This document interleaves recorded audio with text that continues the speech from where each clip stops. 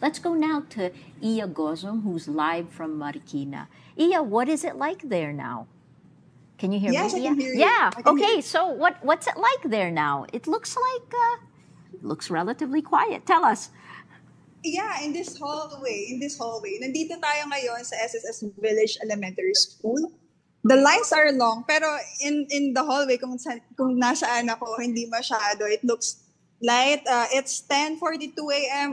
We're expecting, according to volunteers, around 18,400 voters here out of the 315,000 registered voters here in Marikina City. So nandito tayo ngayon sa SSS Elementary School because we're waiting for Marikina mayoral candidate Stella Kimbo and former House lawmaker Miro Kimbo to cast their votes. So currently ngayon, nasa holding center si Stella Kimbo and her husband Miro Kimbo is I think nakapila right now. So kanina nasa Leodegario Elementary School tayo where we covered Senator Coco Pimentel who casted his vote very early with his wife Katrina U. Pimentel. So dito sa Marikina City, tight ang races, the mayoral post, ang magkalaban dyan si Stella Kimbo and the wife of outgoing and suspended Marikina Mayor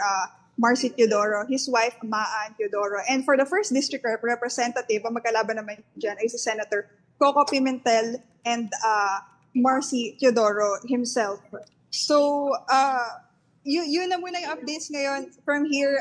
Maria, so far smooth sailing naman yung pagboto dito sa SSS. Maraming tao but the lines are moving.